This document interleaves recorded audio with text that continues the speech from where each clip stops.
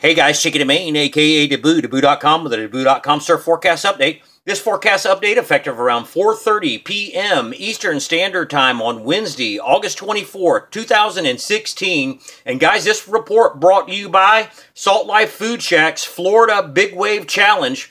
Get shacked at the shack, Salt Life Food Shack. Guys, if you have not registered for the Florida Big Wave Challenge, now is your time, as this upcoming swell event will give you the opportunity for your first round of picks, with some more opportunity coming in the first or second week of September. We'll show you all that when we get into the forecast, but you can go to saltlifefoodshack.com, click on the Florida Big Wave Challenge to check out the details and register. Over $8,000 in cash and prizes in 3 different events. Going to start you off with the National Hurricane Center's 2 p.m. update on what is 99L Invest out here, out towards Puerto Rico. National Hurricane Center at 60% chance of development in the next 2 days, 80% chance of development the next 5 days.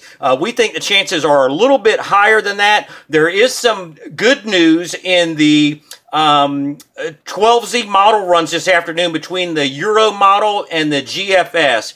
Now, mind you folks tuning in that are not from the surf community, when we say good news, this applies to surfers. Obviously, we don't want to see a storm strike the coast and create any devastation or harm on anyone, but we are primarily a surf forecast and a tropical weather forecast website. So here we go, guys. National Hurricane Center, again, 80% chance in the next 5 days. We think the chances may be a little bit higher on development. Now, this is going to be the wild card on winds, guys, for Gaston swell that's coming up. Gaston is close to becoming a hurricane. We'll also show you that here in just a few minutes. But primarily, we're going to focus in on 99L Invest to start off and start you off with some satellite imagery out here towards Puerto Rico. Now, Hurricane Hunter Aircraft was investigating 99L Invest earlier. They found no closed low, but what typically happens when you have a broad area of low pressure like this, you can have several vorticity spins. And you'll see that there's one right here. This vorticity spin actually was here yesterday off the coast of Hispaniola, and then it appears to us that the vorticity spin that was with the convection here earlier this morning has now spun out and is north of Puerto Rico. We'll show you the reasoning for that, or why we think that, here in just a few moments. But you can see there's a half moon shape through here. So this is moving like this and wrapping around. And then you've got these 2 little vorticity spins in here. Now, we also want to show you some interesting things, because a couple of other interesting things. We're going to adjust this up a little bit. I want you to notice this little, it looks like a string of clouds right here, and it goes up to this little feature right here. Let me adjust this a little bit more. This is actually the remnants of Fiona in here. And if you look real closely, here's the original circulation and the arc to that circulation right in here. You'll notice, let it stop right there. Notice that right there? Notice how the convection builds over the top of that? You know, if this was all by itself, there would be a chance that maybe you could see a little comeback in that, but the convection is flaring there, and I just wanted to point out how the remnants of Fiona, along with this little string of clouds, how it drops all the way down to this little vorticity spin that is north of Hispaniola. That's Fiona interacting with 99L Invest. And so we'll bring this back down here for you or up just a minute, because over here on this side, can you see how the flow is up into these clouds right in here? All right, so that's providing lift. And then you'll also see the ridge is pushing everything off towards the west. It may be out of frame for you. So we have lift and west. Lift and west. And you go back to the National Hurricane Center, you've got pretty much a little westerly shift in here, and then all of a sudden it's towards the northwest in here. So that's what's happening there. Next thing we're going to look at is Hurricane Gaston. before we get to the model runs on 99L and the wild card on the winds, this is a tropical storm Gaston, forecast to become a hurricane here anytime now, over the next 24 hours or so. And when we look at the current map out of the National Hurricane Center, some things are going to change here. Number one, the forecast is for it to weaken a little bit. And at the same time weakening back down to a tropical storm, it may try to slow down. But afternoon model, which is good, it's a positive for swell production. But the negative is that the models have been showing a more smaller, compact storm. You need a large storm to move mass amount of volumes of water. A small storm will not do that.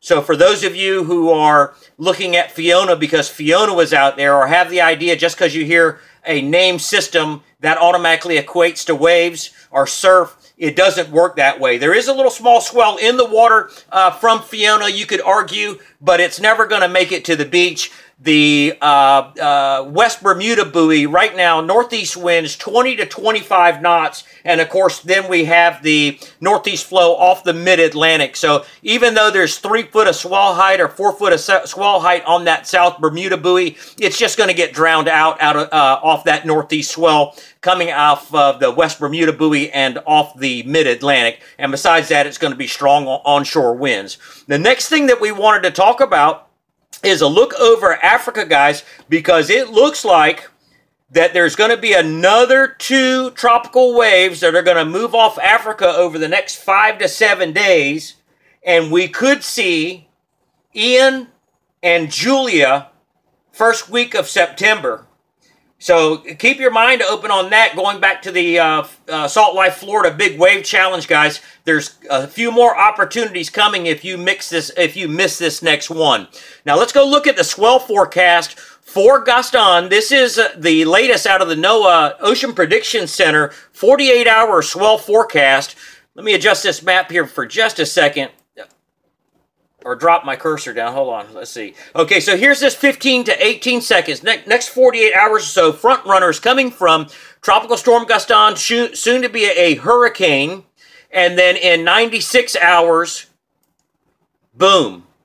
48 hours, 96 hours, reaching the northeast coast in 96 hours. Now, winds along the mid-Atlantic up to the northeast should not be so bad. So, mid-Atlantic to northeast surfers, take advantage of what you get because 99L could come back in and screw your winds up. We'll have to just wait to see how the extended forecast pans out on that. But it looks like you guys are going to be the first ones to start off with good waves from the mid-Atlantic all the way up through the northeast with some decent winds for this Hurricane Gaston swell that's coming. Latest out of the NOAA Ocean Prediction Center wind wave showing Gaston reaching 10 meters. That's excess of 30 feet in east-southeast ground swell, 15 to 18 seconds. Now, guys, if you look back over here towards Florida, you'll see that there is east-southeast winds, 30-35 knots on South Florida, 20-25 knots aimed at Central Florida, and 15 knots over here towards North Florida. That's still onshore flow, but what that is showing us is that the NOAA Ocean Prediction Center looks to be leaning towards the 12Z run of the GFS. And guys, for us Florida surfers, that's what we want. Even though the GFS has been back and forth, scratching my head, want to give up on watching the model, the 12Z run of the GFS is what we want, guys. So let's cross our fingers and hope the GFS is right. Now, the European model was taking 99L invest, crossing over South Florida, and then sending it over towards the Western Gulf in the extended. The 12Z run today has now bent, of the Euro, has now bent back over towards the GFS side. Let's show you that in the model runs. This is the GFS for Wednesday, today, 0 hour, and you can see this little red dot over here just east of Puerto Rico and this tan shading going over Puerto Rico. As we progress the model, you'll notice that it lifts this up and puts it north of the Mona Passage. We'll go back to the satellite imagery, and you can see here, here's the Mona Passage right here. Look at this little spin in here. So what's going to happen with the atmosphere fluid and always in perpetual motion, whatever vorticity spins on the backside of Puerto Rico in here, that should lift in here to north of the Mona Passage. We'll go back to the model run and progress it further. And as you can see, it still keeps it weak as a weak wave. But then also notice up in here, remember we showed you Fiona flaring back up? GFS picking up on Fiona flaring back up a little bit. Progress the model a little further, and we'll get into Friday and this weekend. And a couple of things we want you to notice here. Here's 99L Invest in the central Bahamas, still onshore flow into Florida. Light winds up here towards the Outer Banks as Gaston, in the right-hand portion of your image, now starts to come in the picture. One of the things that the models have trended on is pushing Gaston further to the west, and that should help offset the fact of it being a small, compact storm being closer to the swell source. We're going to advance the model just a little bit more. This is going into Sunday now, guys, and look how far west Gaston comes. Now, guys, this is one run of many, so please don't hang your hat on what I'm telling you today, because as we've seen over the last week, models have been flipping almost daily on and not agreeing. So please don't take what I'm telling you as the gospel, just trying to give you the best solution that I can at the moment, and the 12Z run offers that best solution for us surfers. As we progress the model a little bit further now, we're getting into Monday, and you'll notice here Monday, the GFS keeps it off the South Florida coast. Florida residents, a weak little system the GFS is showing right here. 25, 35 knot winds, maybe a tropical depression. We'll advance the model some more, and then notice how it starts to run it up the coast. Now, this is starting to verify with our initial call over 10 days ago, guys, on a possible coastal runner. Okay, nobody can tell you exactly what's going to happen or things are going to unfold. We can only kind of present what we see in the atmospheric setup patterns and what we see in the model runs. But as we progress, we'll finish progressing the model. And again, look how close Gaston's coming. Now, whether or not this verifies or not, I can't tell you. I've talked to some other forecasters today, notably the owner of HurricaneTracker.com. He doesn't feel, at this point anyways, that Gaston can make it this far west, but it's interesting that both models, the Euro and GFS, take a westward shift with Gaston. No threat to land, so don't want anybody to get concerned about that. But again, here's 99L, maybe a little TD right here off the central Florida coast on Tuesday. This will start the offshore winds here into South Florida. Now, the question is for South Florida, whether or not there's going to be enough northerly swell from Gaston at the moment to push down in there, guys. You'll get some waves from that northerly flow that we have currently developed, pushing down into the Bahamas and off the West Bermuda buoy. But we're talking about swell for you off Gaston. Right now, it's not looking good.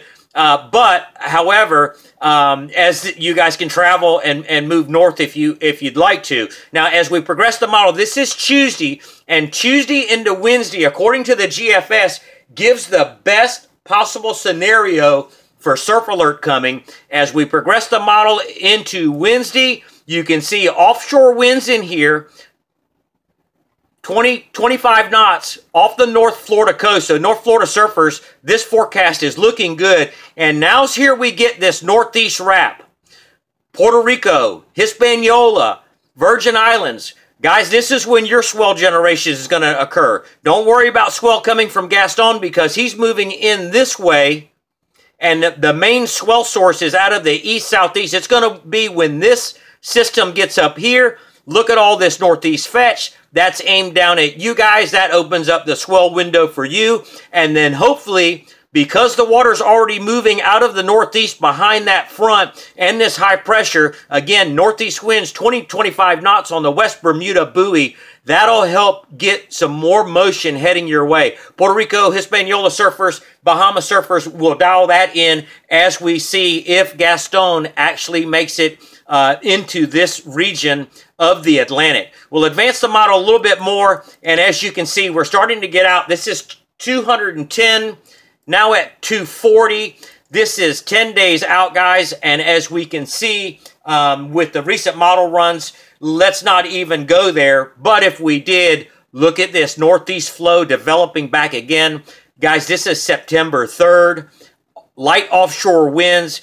South Florida, here's your chance at some Gaston swell backed by swell developing behind this 99L Invest. Now, we'll switch you over to the ECMWF, and let me back this up now, and we'll walk through the same scenario because this is a totally different scenario than what we just saw with the GFS as far as winds are concerned. Give me a second here. All right, so again, here is 99L Invest, and you'll see the little bright little orange backside of Puerto Rico. We'll progress the model, and this is in 24-hour increments, guys. The GFS is in a 6-hour increment, and you can see that the Euro model puts a little vorticity spin north of Hispaniola, Dominican Republic in here. And again, I'll go back to the satellite imagery. And look, we've got this vorticity spin right here over Hispaniola. Okay, so these are indications that, to us, that the models are at least trying to read the system correctly. And when we go back to the model and we start to progress, here we go into Saturday, Central Bahamas, Sunday, South Florida coast, again, is a weak system, maybe tropical depression, could be tropical storm. But again, notice the Euro in the right-hand portion of the screen, bringing Gaston into the picture. Advance the model some more, and the system 99L Invest strengthens. Could be Tropical Storm Hermine at this point, but then look what it does. It turns it north, and I know that Gaston is over here, pretty kind of out of your picture, but both of the GFS and the Euro is proposing the same type thing. Only difference is that the Euro is going to ride the area of low pressure, again, in this run, one run only, up the Florida coast. I'll advance the model for you a little bit more. Takes it into the Big Bend area, then over South Georgia, South Carolina, and then back over towards the Outer Banks. But if you go back to the GFS that we showed you just a few minutes ago, the GFS also, a weaker solution, had the area of low pressure right here, guys. So this has given us some confidence that the models are trying to agree on something with 99L Invest. There is so much uncertainty, guys, over the next 3 to 4 days that everyone in Florida should pay close attention to this system because it's one run of many and we're likely to see it change up again. But there's good indication that we're starting to see a little bit more of model agreements. That's all we got for you for now, guys. Stay tuned for the next update.